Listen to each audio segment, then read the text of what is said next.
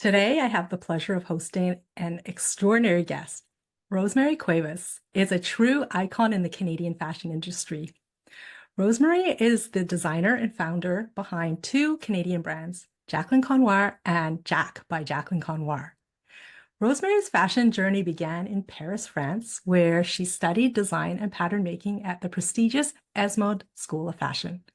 Over an impressive 36-year career, she has not only built iconic brands, but also received numerous design influential women in business and business innovator awards in Canada. In 2013, RozeMerie's vision took a global turn when she ventured into the Chinese market. A serendipitous meeting with a Chinese brand developer led to a groundbreaking partnership, catapulting the JAC brand into China. Within just 3 years, JAC expanded to 100 stores in AAA department stores across major cities in China, a testament to RozeMerie's exceptional talent and strategic foresight. The growth didn't stop there. In 2021, the JAC brand welcomed a strategic development partner, the founder of the Alfini Group, as an important shareholder. This collaboration has strengthened the brand's product management, channel development, and operational capabilities, paving the way for even greater market recognition and share. The ultimate goal? To establish JAC as a top international designer brand, both in China and worldwide. Welcome, RozeMerie. It's so nice to have you here today. Thanks for joining me on the podcast. Thanks, Glennis. Thank you for such a nice introduction and very kind words. Thank you. Yeah. Well, I had actually first heard of the Jacqueline Conoir brand in the early 90s when I was a student at Kwantlen College, which is now KPU. You're now dating me. Yes. Me too. But I can't believe that when I was sitting down to write these interview questions, I was trying to just think back of the time when I first had heard of your name and your brand. And so, yeah, it was that long ago, which is crazy. So I think I often get calls from ladies or, some of our customers who find the product in vintage stores now. And they're like, oh, I just found a Jacqueline Conoir in a vintage store. And they're just so excited about it. So yeah, we've been around for a long time. We've had an amazing journey. Yeah. And so now fast forward almost 30 years later, we were sitting right next to each other at the BCAG meeting, right? Yeah. I turned over to you and asked you, how are you doing? And you told me that you were living in China and that you had met your business partner, you had moved to China and established your name brand in over 100 retail stores there. So at that point, I knew that I needed to have you on the podcast to share your story. Yeah, it's been an incredible journey, I must say. I mean, when I started at 22, I had no idea what would happen and where we would end up. But it has been an extraordinary, a lot of challenges, a lot of, triumphs, just a really incredible journey. So yeah, I'm happy to share. Yeah, absolutely. So before we get into all that, let's go back to the early days and talk about the brand's origins. What inspired you to start JAC by Jacqueline Conoir, and how did you come up with the brand's unique vision? Well, I guess the story starts where, how did I get into fashion design, really? I never thought that I would be a fashion designer. It was not even, an idea in my head that I could be a fashion designer. I simply sewed my own clothes when I was young. And, there were not a lot of fashion stores in Vancouver at the time. My dad was very old fashioned. And so he did, we weren't allowed to shop at Sweet 16 or whatever it was that was super fashionable at the time. So I just made my own clothes. And then slowly I started making clothes for my friends. But I really never thought that was something that you would do as a career. I was actually going to school for commerce and economics. And I ended up in, school and studying. And I thought, oh, this is just, what am I doing here? But anyways, my cousin suggested that I do a fashion show at Richards on Richards, which was the hottest club in Vancouver at the time. And I thought, what? Fashion show me? No, it's impossible. But anyway, somehow he convinced me. So I arrived with my clothes, in garbage bags. All the designers arrived with their clothes on rolling racks and pristine bags. And I was just mortified. I thought, oh, I need to hightail it out of here. But I didn't. I just stayed, and, the show went on, and I was in the bathroom hugging the toilet bowl because I was so nervous. But at the end of the show, the women came into the stall, into the bathroom, and, speaking of the fashion show and mentioning that the black and white scene was a designer that was only 18 years old. And they just called that, they were talking about me, and they called me a designer. And at that very moment, I was like, well, maybe I better go to school and, see what this is all about. And so I packed my bags, went off to Paris, and went to ESMOD, and it was one of the best schools in the world at that time. Applied, accepted, and away the journey went. So it was a really incredible start.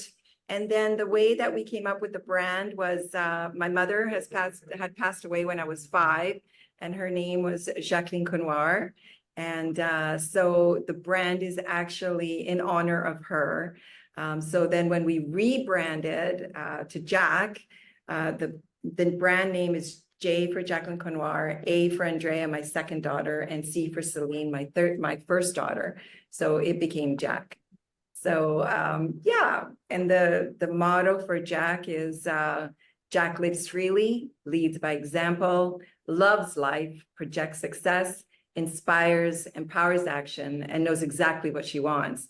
So the brand really was catering to empowering women, making, them be the strongest that they could be, giving them the ability to walk into a room and really make a difference, and allow their, powerful inner side to shine.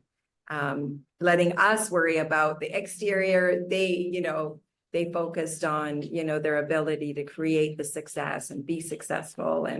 And so that's how we created our career, our brand. It was all about empowering young women. And till today, we still have women who contact me by email saying they wore our garment all through the rise of their careers. And they went from being store managers to being CEOs and, company owners. So that really, really has been amazing to watch over the years. Yeah. Wow, that's amazing. Yeah, thanks for sharing that story and just sort of the behind the brand's name. Yeah. Because that was a question I was going to ask you. Right. Where did the name Jacqueline Conwar come from? So it just has a personal, I guess. It is. So Yeah. everyone always wondered, why is the designer RozeMerie Cuevas and the brand is Jacqueline Conoir or JAC? So really, it was a dedication to my mom, who passed away when I was very young. Oh, okay. That's very There's a sweet. lot of logistical marketing, challenges, but nevertheless, it's what we decided to do, and I'm happy I did it. Yeah. Hmm. And so from that vision that you started with, has it changed much from the original vision to what it is now? And No, the brand has always meant to be very high quality, reasonably priced, and affordable for most women. And it's always been there to, really empower women, by the way they dress, to walk into a room and really show their presence. So a Jacqueline Conoir woman will, walk into a room, and you'll notice her. I have customers, emailing me saying that they'll wear a Jacqueline Conoir or a JAC outfit, and people will stop them in the streets. So that's always really a great feeling. So it's a brand that has a particular DNA that just stands out just a little bit. And so, yeah, women have been wearing it throughout their careers to advance themselves and, make a presence when they walk into a room. mm-hmm. Well, the message must be strong enough to resonate with so many people, right? And touch them in a way that it's like that makes them feel that way. There's that connection between you and the brand and themselves, like, and feeling, embodying those feelings Yeah, that absolutely. it makes them feel, right? Yeah. Yeah. Yeah. Let's go and talk about some of the challenges that you faced. What were some of the biggest challenges that you faced when you started the Jacqueline Conoir brand, and how did you overcome them? Well, I mean, I think as in every businesses, challenges come and go and come and go, and you tackle things. And I think every business has a 7-year life cycle where you have to tackle all the challenges, but then you also have to reinvent yourself. So I think it's an ongoing situation. But I think some of our major challenges in the beginning, the very, very beginning, was everyone wanted international brands. No one wanted local. It was very different than today, where everyone wants to support local. It was a completely different mindset. In the 80s and the 90s, everyone wanted Italian fashion, French, German, anything, or American, anything but Canadian. And so it took us a while to establish a name for ourselves, establish that we are, a great designer brand, that we had great quality, that we, catered to the right demographic. And we actually made a name for ourselves by doing these really amazing feminine suits. We did the the business suit in that time for women were very square and boxy, big shoulders. And we, came in with these very beautifully fitted shorter skirts and great fitted jackets with the shoulder pads. And immediately you could recognize a Jacqueline Conoir in the street. So I think some of our challenge was to, make ourselves identifiable, which we did by giving ourselves a particular DNA. We created massive events. Because the marketing was a bit challenging in the beginning. We couldn't get the media on board. And so we ended up creating amazing fashion shows and events, invited media, and slowly people started to really recognize the brand and want to be connected to it, because everything we did to the best that we could. So I think initially the challenges were getting acceptance, getting media coverage, finding financing, so we were a very small business, so we needed to find financing. So what we did is we continuously applied for competitions, and we were 9-time matinee. At that time, the matinee cigarette company used to sponsor the fashion industry, but now that's no longer acceptable. But in those days, we were 9-time grant recipients, and each time we won a grant, it was $35,000. So that was amazing as a new designer to have that kind of injection of cash. So, so those are the 3 major challenges in the beginning. And then as we grew our business, the challenges were, finding real estate that was affordable, and then also growing our customer base and our VIP database. And we did all of that through, again, really, really fabulous events, and just make people feel like a family. Mm-hmm. That's Yeah. continued that for about 25 years. And then like anything, a brand, you have a life cycle. And so in 2011, we rebranded and added JAC to our repertoire. And it was a younger, edgier collection that attracted a different customer, but that also our existing customer really enjoyed as well. And so we added that brand. And then in 2013 is when we decided to go global. And we were ready to, really expand the brand. My kids had grown up. I was still very interested in fashion and didn't want to give up at that time. And so we were looking for a partner to go international. We couldn't do it on our own. So that was another challenge, So how big was your team at that time, at that point? Oh, I would say we were 10 people. We were 10 people. Okay. People in our marketing department, maybe 4 or 5 people in our sales department. I did all the designing for so many years. That's what I love to do. And then I had an assistant that I worked with constantly. So there was about 10, 11, 12 of us at any given time. And did that just build gradually over time, like from the inception of the brand? Like originally, were you the one doing everything? Absolutely. My first few years, I was doing the designing, the pattern making. I'm also a pattern drafter. So I was doing the patterns, the cutting of the fabric, I hired one seamstress, but I was also sewing. I was sewing on buttons, just you name it. I was doing the fabric buying. I was doing the selling. When my daughter was born, I remember having her in the changing room and a little bucket seat, and I'd sell, and then I would design, then I would breastfeed, then I would, it was all really all encompassing. It was really crazy, actually. It's amazing though, now looking back. Yeah, women of the 90s. What you have done. Oh, um, but I think, I'm just interested to know in terms of how you were able to balance the creativity part of the more practical aspects of running a business, because a lot of times designers come out design school, fashion school, they're designers, they're not business people. So how did you So manage that? that's a really great question, and something that all the young designers should actually understand is that there's two parts to a business. There's the creative side, and then there's the business side. And you're right, a creative person doesn't actually understand the business side. So we made a lot of mistakes. We spent way too much money on so many things that we shouldn't have. We didn't keep our inventory under control. We bought things that were way too expensive for us, and we should have, held off. We should have bought the real estate that we were renting instead of actually, continuing to rent. So there were many things that we should have done that would have put us in a better place in terms of business and profitability. But again, you learn as you go. So any advice that I would give to a new, young, up-and-coming designer you choose. Either you want to be the creative person and just do that, or you want to be the creative person and have knowledge of the business side of things.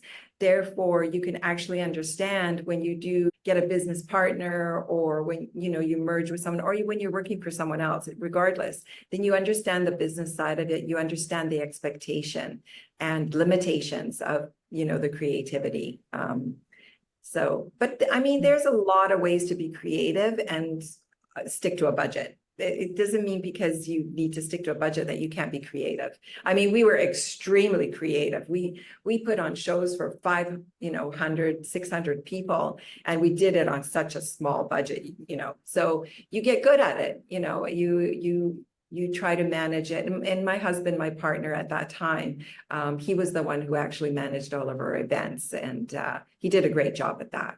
And so we looked like we were a massive company, and yet we only had, 5 to 10 people as a team. Mm-hmm. Yeah, even though you were trying to figure it all out, somehow you managed to make it all work. Yeah, in normal circumstances, a designer will leave the business within the first 3 years. And so we made it past the first 3 years, then we made it past the next 3 years, and then the following 3 years, and then 38 years later, we're still here. So it's baby steps. I think it's baby step by step. Yeah, putting one foot in front of the other kind of thing, right? Okay, so let's talk about scaling the business. Right. So from where you were then at that point, right, where you were more of a smaller startup local brand, at that time you were still mostly a Canadian brand, right? Based in Vancouver. Did you have retail stores then? We did have retail stores, and we did them differently at different times. So sometimes we had a retail store on Granville Street. And then at one point we decided we were going to go off the main grid of retail streets. The rent became super expensive.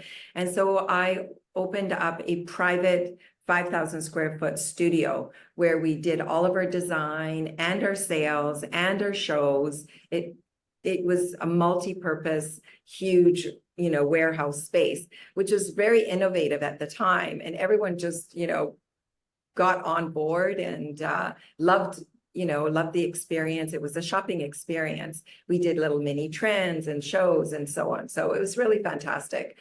But by about 2011, the manufacturing in Vancouver had really started to disappear. And so we were having trouble finding manufacturers to produce our kind of product. And so we really had we had a choice. We either, find other places to manufacture our products, or alternative, manufacturing facilities or locations, or we just shut her down. We weren't big enough to, to attract a large manufacturer, let's say in China or in other parts of the world. We just didn't have the quantity. And so we were stuck. So at that time, we either were going to go bigger or we were going to just shut it down. And so we tried a few, to meet up with a few different investors and different partners. And it just so happened that we managed to meet a really great couple who had just landed in Vancouver, and they were looking to meet like-minded people. And we were in the fashion industry. And so they came around and viewed our product, viewed our shows, and they invited me back to China just to see what their manufacturing facility was like. And I said, look, let me bring the brand. Let's just see what happens when it's over there. And so I brought the brand over and showcased the brand to about 200 buyers, and people jumped on board. And very quickly, we decided we were going to be partners. And off I went to Shanghai and to Hangzhou. And that's where we set up the brand. And very quickly, we expanded. Everything happens in China speed over in China. It's very fast. So either you're on or you're off. And so within 4 years, actually, we expanded to 110 stores. Yeah, it was very quick. Wow. And, sounds like it all happened very quickly. It did. It was either we jump on board and try it, or it was shut down the business because of the lack of manufacturing facilities. Yeah. So this all happened as out of this need where you were thinking like you needed to look for your manufacturing. Yeah. That's But right. you didn't think it would actually turn into what it is now, like having over 100. At the time, we were not thinking that we would actually expand that quickly. I had no idea it could actually happen that quickly. And we were happy with the business that we had. It was, it was a great business. It was giving us a really great lifestyle. The community, supported the local design, and it was just a great little business. And the idea of having it go international, obviously, was something that we always wanted to do, but we really just didn't know it would happen at that time. And so it just happened really by accident, not by accident. We really worked hard to make it happen. I brought the, 2 rolling racks over. I asked them to let me put the product into their fashion show, and made a real statement, and people really, got on board with the brand. But initially, the first 3 days when we were there, I was sitting there, with 2 rolling racks in a, huge sales meeting with 200 buyers, and no one came over because they were busy buying the other brands. And then finally, after the 3rd day, I thought, okay, I've got to do something. I have to get their attention somehow. So I went over and grabbed a few of the ladies and a few of the buyers, and I said, look, come over, take a look at the brand. And of course, they were terrified of me because I was a foreigner. And, at that time, there weren't that many foreigners in China. So, but anyways, somehow we started communicating, and they tried on the product. They loved the product. Before you know it, everyone had come over to the 2 rolling racks. And before you know it, my partner came over and said, let's do business. What can we do here? And so that's how it happened, really. And then very quickly, 4 years later, we had 110 stores.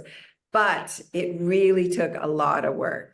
Things don't just like quick like that, right? Like that's kind of the part that I want to get to, like really the meaty stuff, like what really happened in between those years, like from when you first landed in China, went presented to this 200 buyers, did your thing, impressed them, obviously. And I'm sure your experience came into play here. Right. Well, absolutely. I know the brand. I have a particular DNA for the brand. I was able to speak to, women that I actually couldn't communicate with because the language barrier. So I had the ability to communicate the DNA of the brand somehow. I don't know how I did it, through visual fashion shows and so on. But also I was able to dress the women and give them a look, and they came out of the changing room feeling like different women, very powerful. And that's what the DNA of the brand did and does. And so anyways, that was part of it. But then, you know, we negotiated an agreement, and our agreement was a 3-page agreement and a handshake. I didn't go in with like a 1,000-page legal document. We didn't focus on that. We just focused on step by step, you know, can we get the brand being manufactured? Can we design it here? Can I design, you know, 180 styles, you know, 4 times a year, because we had quadrupled the size of the collection. You know, is all of this possible? And so, you know, with a 3-page agreement and a handshake, you're relying on each partner to do their part. So I did my part, and which was, you know, creating the creative look, you know, the DNA of the brand, training the team in China, doing presentations, designing the boutiques, going into the stores, promoting the product, doing the social media, everything that and anything that I could do, I was doing. And it was also teaching, you know, because their whole idea of what a brand was very different than what my idea what a brand was. Everything had to be spotless. Everything to the final detail had to be perfect. And that, you know, in China, things at that time were very efficient, cost effective, but attention to detail was not the first thing on the list. And so that needed to be taught to the entire team. And quality needed to be taught. And so there were a lot of things that I needed to teach the team.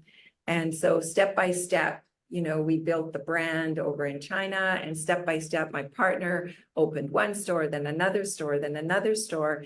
And to each of these stores, I would go and again, promote the brand, you know, be present to actually promote the brand. I was traveling to all parts of China. So North China, South China, East, West, wherever we were opening stores. And, you know, sometimes it was freezing cold, and sometimes it was like 45 degrees. And it was incredible also to visit so many different places.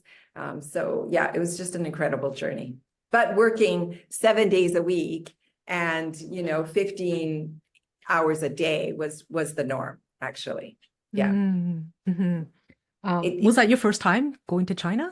It was actually my second time. The first time I was invited to China by a with a delegation of about another 20 Canadian companies. And that was about 6 years prior to that.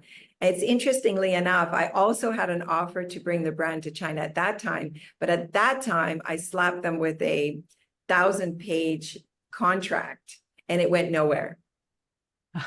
So second time around, I realized that I had to go in step by step and not, you know, not scare them away with this. Not scare them away and I'm a prima donna and, you know, go in as I'm holding all the cards. Right. My tactics were a little bit different the second time around. Mm-hmm. So that's what I want to ask you about your scaling, global expansion into Chinese market. So, okay, now that you had like, you know, brought your brand into China and, you know, have your business partners on board and, you know, they're helping you open up stores, you're doing all this like step by step, getting the brand out there and stuff. Did you have to like do things differently, like in terms of how you approach business here? Because I mean, you did mention some of it, how they see a brand, what a brand is slightly different than how they see brand here in North America or in Canada. Like, so what were some of the differences that you experienced during this whole, you know, this process? And then like, did you have to adapt your design process, your styles, the sizing to fit the Chinese market? Well, when you do business in another country, I do think there are a lot of aspects that come into play, and you definitely need to hear the voice of the people of the country that you're selling in. And cultural differences played a huge role, and do, you know, just a small example. I love white flowers. So anytime we have an event, the room is full of white lilies. But in China, white is for funerals. So anytime you have white, or you have, you know, everyone for a funeral will dress in white, which is totally the opposite of what we might do here in North America.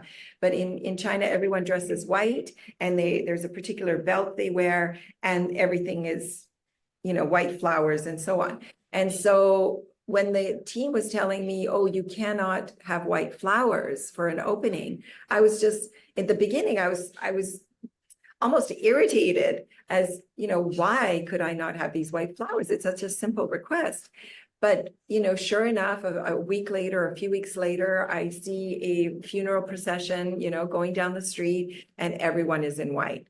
And so I think I realized that I needed to respect, my team really wanted us to do well.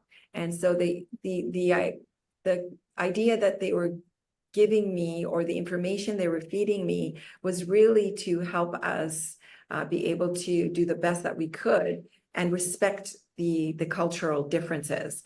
You know, you don't want to be, you know, showing all white flowers when that makes reference to a funeral. And so, and also the design of that particular belt, we often had belts in our dresses, yet, you know, when it's that kind of belt, it is also, again, referred to a funeral. So we eliminated the belts, we adjusted the flowers.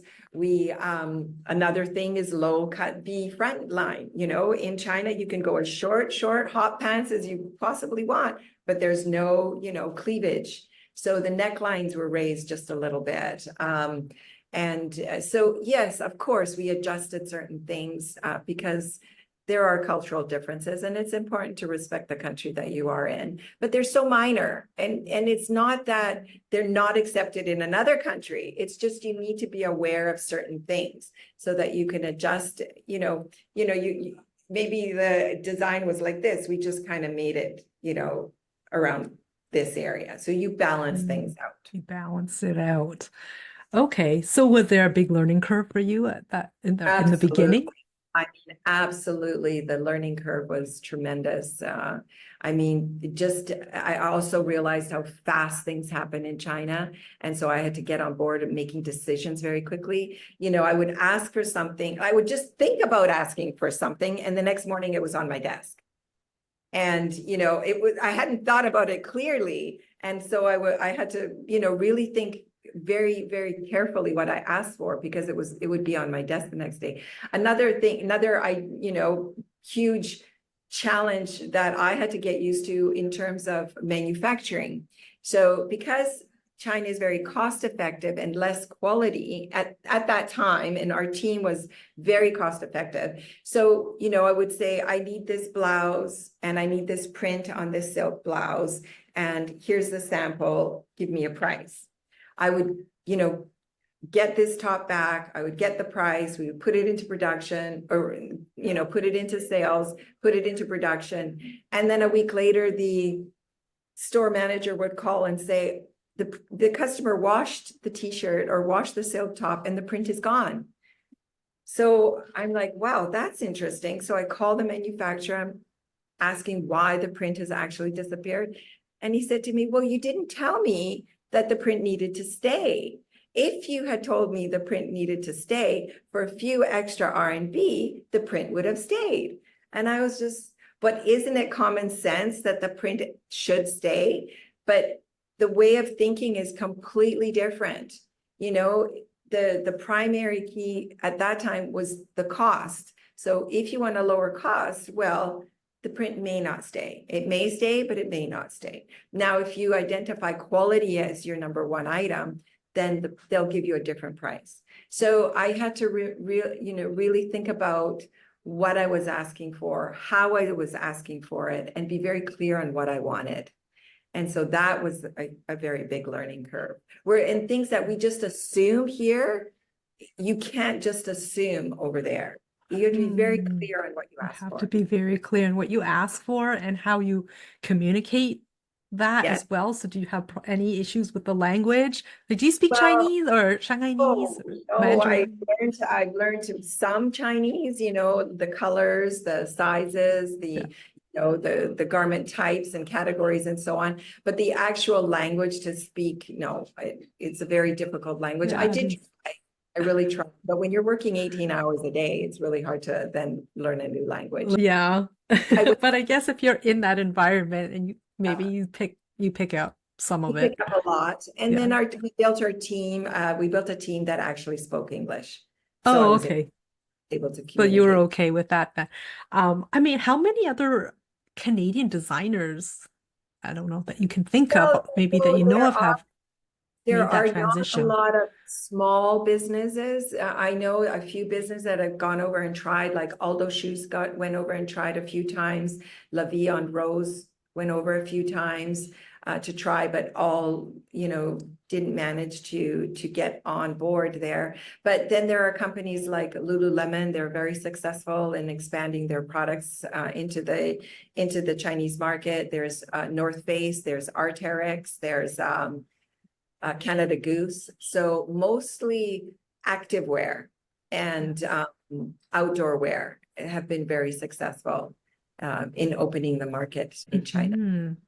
Yeah, because I'm just wondering, what was it like to be a completely new brand that, you know, to to to just show up into another Yeah, country and then just open up shop there, right? 'Cause you're right. not Well, known. as a small designer, as an independent designer, it's really impossible to do what we did without a partner. It's very difficult unless you have really deep pockets. But even then, you need to know the business culture. And the business culture is very different. It's all about who you know and who you can connect to and how you can make yourself noticed and and there is a whole ton of government sponsorships for individuals who will partner with Chinese partners. And, so there's a lot of tax breaks and rent incentives and subsidies that you can apply for when you actually have a partner. Oh, okay. So there are a lot of, ways to do business in China. Mhm. You do need to, you need to figure out how to maneuver it all. And so, I have so much of that knowledge in my head and the firsthand experience. So I'll be looking to guide other companies who are interested in going into that market. Yeah. Yeah, absolutely. Because I think you would have a wealth of knowledge with that, having experienced it. We also had a tough go at it at the beginning. I remember we had pasta for dinner every single night and, until we could get the brand going. And it really took us at least 10 years to get the brand really going in a really good customer base. And, but the way we did it is we just made designing and developing the brand part of our lifestyle. So we would do huge events and that would be our entertainment, or we would, oh, I don't know, I can't remember exactly how we did it, but we, every night we would invite customers to the boutique and we do special events. And I was just working all the time. All the time. There was no balance between, life and vacation and this and that. It was like 7 days Yeah. a week, 15 hours a day for sure. And that was before kids. Well, it was Well, before kids, during kids, kids with kids. and everything in between. Yeah. You managed to make it work They with were at with the all of our family. fashion shows. They came to all of our events. They were at our studio after school. They were just part of it. Yeah. Are your kids involved in your business at all? No, they have their own careers. They saw how difficult it is, but yeah, thanks, Mom. Like, no, thanks. Yeah, and I think you have to have the passion for the industry, the passion for the business, and if you don't, it is tough. I think to do this business, you have to really love fashion. You have to love what you do, and Mhm. you have to be prepared to put in the time. Yeah. What personal qualities or skills do you believe have been most instrumental in your success as a founder? I think I'm really strong at leading by example. I think that's one of my key elements, key reasons for success. I empower the team. I think that without your team, you're nothing. So really to be able to empower your team, put the team before yourself is really important. You have to have a lot of stamina and you have to really be able to inspire people and motivate people. I think you have to also believe in yourself and, know exactly what you want and just go for it. So those are all messages within our JAC message. So JAC lives freely, leads by example, loves life, projects success, inspires, empowers action, and knows exactly what she wants. So that is the JAC woman. That's, our JAC team. So no matter how you cut it, those are the important elements of, what it takes to be successful. So, Mhm. and also surrounding yourself with people who believe in you and people who are, strong individuals in what they do as well. And so I definitely could not have done any of this all on my own. First, it's the people who are around me that were supportive, that helped, that were always there to, lend a helping hand. And then there's the team who worked endless hours and, really gave their all to make it a success. So I think, and it's a team effort. No one person does it individually. So I think when you acknowledge that, I think it, it's karma, life is karma. When what you give out, you get back. And so that's what I believe is actually the key of any success. Oh, amazing. Is there anything that you would have done differently in your journey with Yeah, I your think business? if I would have done it again, I would have done everything possible to buy the real estate in which we were, doing our retail stores. I think if I had to do it again, I would definitely buy the real estate. Instead of paying rent all those years, I would have done my best to manage to buy the buildings that we were renting. After all, the real estate is what actually goes up in value tremendously. So, Right. Any final advice that you would give to aspiring fashion entrepreneurs who want to build a global brand? well, I think I would tell them they should talk to as many people as they can, speak to people who have experience and who have gone through the challenges. And although challenges today are very different than they were, maybe 20 years ago, there is a common thread. And so I think, learn from the people who have already done it. And but again, believe in yourself. Don't give up, but have a clear vision. Have a very clear vision as to where you're going. Amazing. Thank you Yeah. so much. Thank you so much, RozeMerie, for being here today and sharing your insight and knowledge into the fashion industry.